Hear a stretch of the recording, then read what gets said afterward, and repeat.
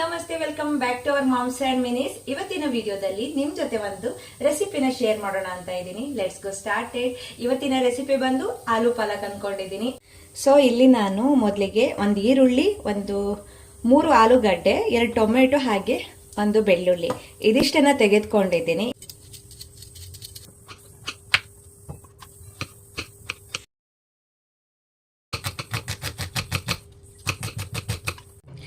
ಇಲ್ಲಿ ನಾನು ಬೆಳ್ಳುಳ್ಳಿ, ಈರುಳ್ಳಿ ಹಾಗೆ ಟೊಮೆಟೊವನ್ನ ಹಚ್ಚಿಟ್ಕೊಂಡಿದ್ದೀನಿ.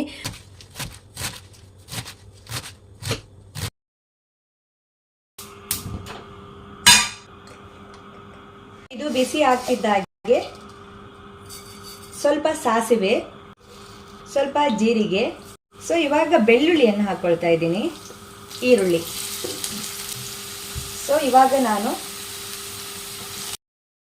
ಆಲೂಗಡ್ಡೆನ ಹಾಕೊಳ್ತಾ ಇದ್ದೀನಿ. ಉಪ್ಪನ್ನು ನೋಡ್ಕೊಂಡು ಹಾಕೋಬೇಕು. ಸ್ವಲ್ಪ ಹಳದಿ ಪೌಡರ್.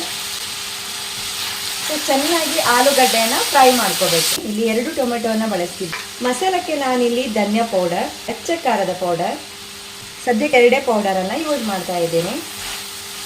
ಫೈನಲಿ ಇದಕ್ಕೆ ಪಾಲಕ್ ಸೊಪ್ಪನ್ನು ಹಾಕೋಬೇಕು. 1 ನಿಮಿಷ ಹೇಗೆ ಮುಚ್ಚಿಡ್ತೀನಿ. ಸೊ 1 ನಿಮಿಷ ಆದಮೇಲೆ ಸೊಪ್ಪೆಲ್ಲ ಈ ರೀತಿ ಆಗ್ಬಿಡತ್ತೆ. ಚೆನ್ನಾಗಿ 1-2 ನಿಮಿಷ ಬೇಯಬೇಕು. ಸೊ ಈ ಥರ ಬರುತ್ತೆ.